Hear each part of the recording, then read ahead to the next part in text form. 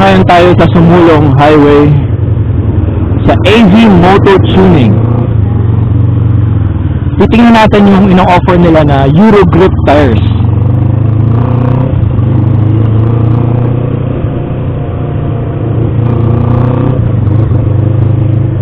Euro Grip Roadhound yung pangalan ng model ng tire.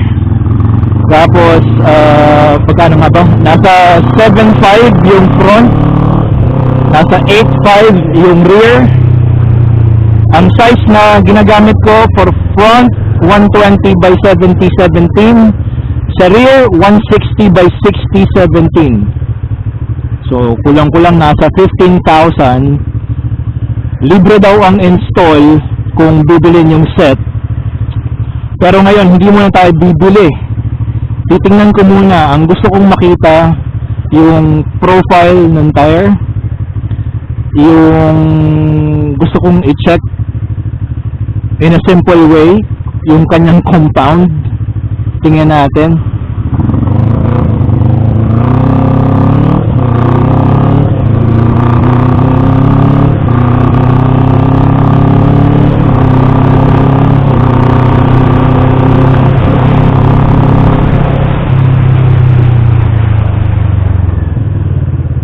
And also, I wanna check their shop kasi matagal na akong fan or matagal na akong follower, supporter, subscriber ni AV Moto Tuning. Kasi sila yung nag-iisa-isang shop na alam ko dito sa Pilipinas, dito sa Luzon, na dito sa Manila, ayan, na nag-o-offer ng maayos na suspension services. So humanga ako sa level of knowledge and skills nila. Tapos, okay yung kanilang mga tools. Yan yung mga nakikita ko sa videos nila. Tingnan natin in real life. Nung una, nahihirapan akong pumunta sa AV Moto Tuning dahil ang layo eh. Caloocan pa. Kamarin, Caloocan.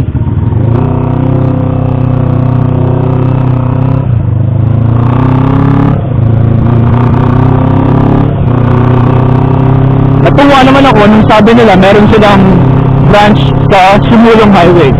Ang Sumulong Highway napakalapit lang.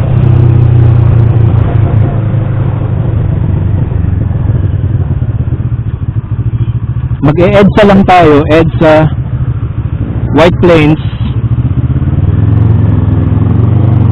Marcos Highway, tapos Sumulong na. Kasama na ang pasyal dyan. Kasama na ang pasyal.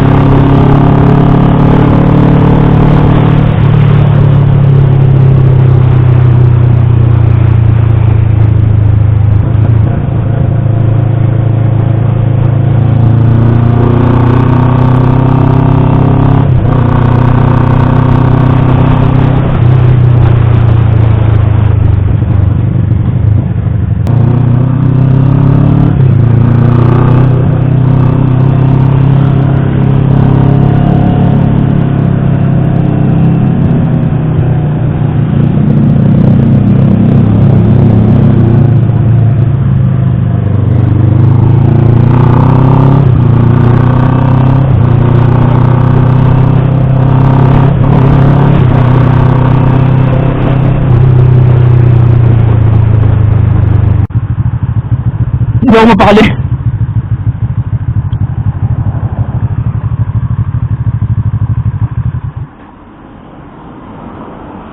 Hindi pantay yung field of view ng side mirror ko. Hindi pwede sa akin yan. Okay, that's better.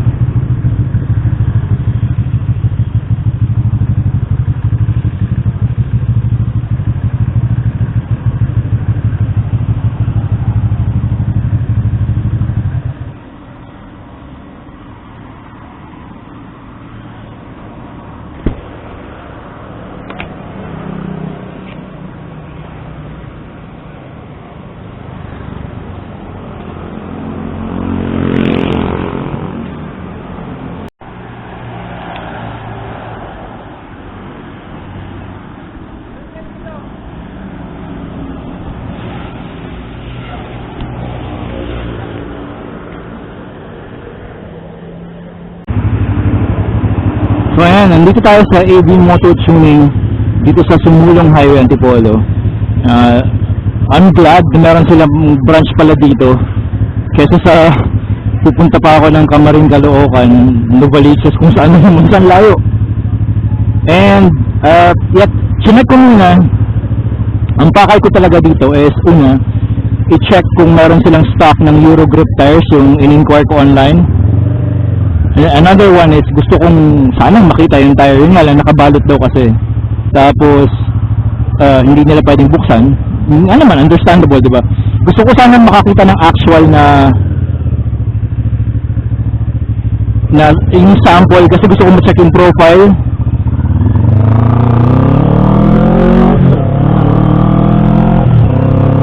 Saka yung compound. But anyway, okay lang yun. And then, sinek ko na rin kung mahaba yung pila. Well, madami nakapila ngayon, 6 pa. Hindi ko alam kung anong papagawa ng mga yon. So, alas 11 na ng tanghali. Baka magipit ako sa oras. Mas maganda kung pupunta ako, babalik ako ng mas maaga, which is pwedeng bukas o kung kailan man. Now, another thing na gusto kong i-check which is ginagawa ko to sa lahat ng shops na pinupuntahan ko, yung customer service. Napakahalaga sa akin nun. And pag pinag-usapan ng customer service, of course, it's your knowledge, it's your skills, and your attitude. Yun yung gusto kong makita. And diba, kaya nga ako humanga sa AV Moto Tuning, kasi mataas yung level of yung knowledge nila sa suspension tuning, which is yung paborito ko, diba? Then tires, yan, at saka overall, marami nagtitiwala sa kanila, maraming pumipila, maraming nagpapagawa. So it's a good thing na gusto ko makita, gusto ko maranasan for myself kung gaano ka-okay yung kanilang customer service. And I'm not disappointed, okay? Very accommodating kahit yung kanilang head mechanic o yung kanilang yung nasa staff nila, very accommodating. And first impressions ko, pagdating ko doon, kita ko agad maayos yung patas ng motor, maayos yung naka-uniform sila, nakikita ko hindi sila nagkakagulo, may bulletin board, may mga instructions from their boss. And then tunay nga, may libreng kape. May libreng kape, may lounge na naka-aircon, malamig, komportable, pwede kang manood ng TV habang pinapagawa mo yung motor mo.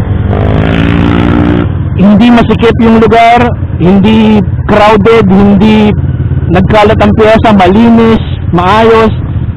First impressions, very good. It's a great shop. And I will say this, so far sa lahat ng nakita kong shops, AV Moto Tuning dito sa Antipolo, dito sa Sumbulong, the best so far, number one. Sa lahat ng nakita, in all aspects, I'm not disappointed. Gusto ko makita sana yung sa main office nila, sa Camarin. Kasi nandun yung, ano bang pangalan ng boss nila? Yung may-ari, nalimutan ko na. So, I'm really glad. I'm really happy. Hindi ko naramdaman na may mali sa customer service nila. To think na marami silang customers ngayon nakapila. Pwede ko actually hintayin eh. Pwede akong pumila ngayon eh. Kaso, mauubos yung maghapon ko. Gusto kong mag-ride. Bukas na lang siguro babalik ako. O sa ibang araw. Sa birthday ko. Sa Tuesday. So, birthday ko, nakalib ako. So I can come back here probably. And then after kung ipa-install yung tires, i-break in ko na sa Marilaki. Okay? So far, sa lahat ng options ng gulong, I think I can settle for the Euro Group. Yung Roadhound nila. Gusto ko lang sana talaga makita yung profile. Yung talas ng gulong. Yung kung gaano siya kabilog o kung gaano siya katulis. Gusto ko kasing makita yun. Wala lang. Wala naman sigurong masama kung aalamin ko muna kung ano yung bibilhin ko, diba? Hindi na ako, umayaw na ako dun sa dream tires ko na Michelin Road 6. Huwag na, okay na yun. Babayad ako ng doble-doble, triple para dun sa mga yun. Pero, hindi ko rin naman ma-maximize yung potential ng napakagandang gulong na yun, ng Michelin Road 6. Bridgestone Battlax S22, isa pa rin sa mga dream tires ko, pero hindi na rin. Ang hirap humanap. Bridgestone Battlax S23, huwag na rin. Mahal eh. Oo, mahal for a reason, pero wala na akong pera. So, umayaw na rin ako sa Beast Tires. Kasi may kaibigan din ako nagsabi na kung may budget naman ako, bumili na lang ako ng iba. Kasi hindi lang isa nagsabi nun, medyo madami-dami nagsabi. And ang problema daw sa Beast Tires, ito hindi ko to confirm ba, ito na-chismis lang sa akin. So isa to sa mga factors kung bakit inayawan ko siya. Dahil daw at high speed, nagbabago yung profile. At high speed, bumabago yung profile ng gulong, yung shape niya. Ayoko na. Hindi ko yung gusto. And nagtanong din ako sa Quick Tires, kasi sabi ko kung Quick Tires ang bibilin ko, doon ako bibili sa Santa Cruz, Laguna. Kay La Cochera, yan o, kay Idol ko. Kay La Cochera, yan o. Team One Life, let's go. Kung Quick Tires sana, kaso wala silang size.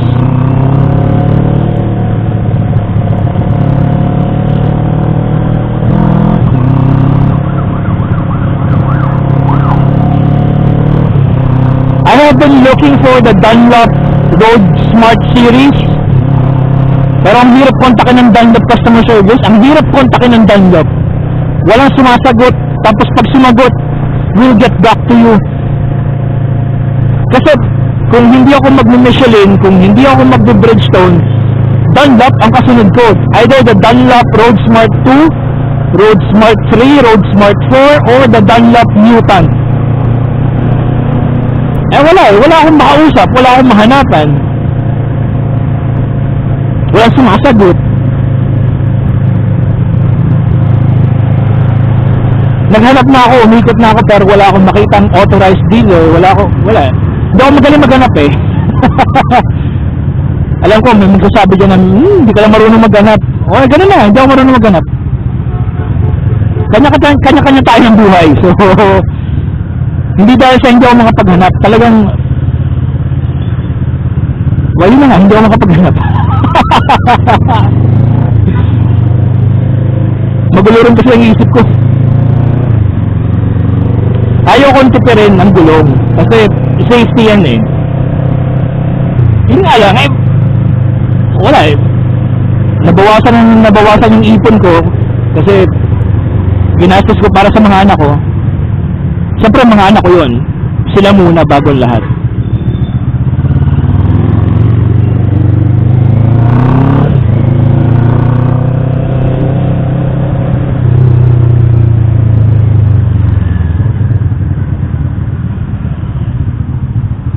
Ang isa pa, umaasa pa rin ako, napapayagan na ako ni Commander na bumili ng scooter.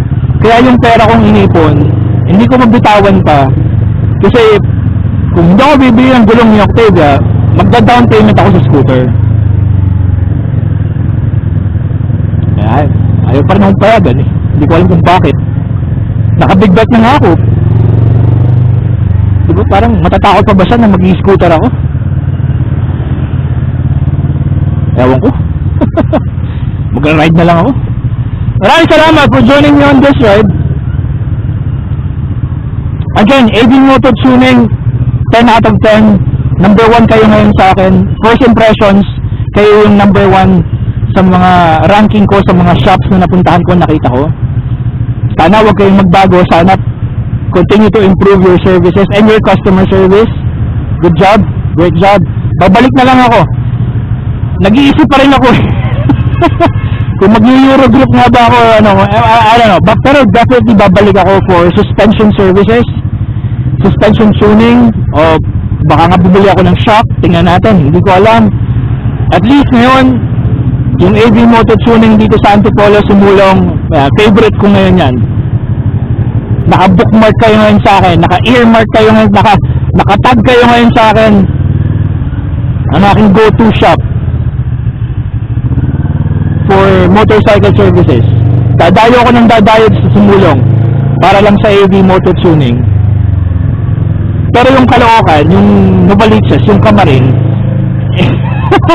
siguro one time pupunta ako doon. Sige, one time pupunta ako doon just to meet yung boss, yung big boss ng yung may-ari ng ng AV Moto. Nalimutan ko pangalan niya eh.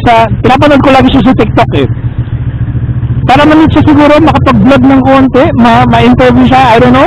So, one time, dadayo tayo ng Camarin. Ang hirap kasi dito sa Marikina, may ex ako dito eh, baka makita ako eh. Sa Camarin, meron dun eh. So, marami akong tinataguan. Kaya dyan na nga kayo. Have a good day, everyone. I need to clear my mind. Ang dami kong iniisip. Dami kong iniisip, grabe. I just wanna ride. So let's ride.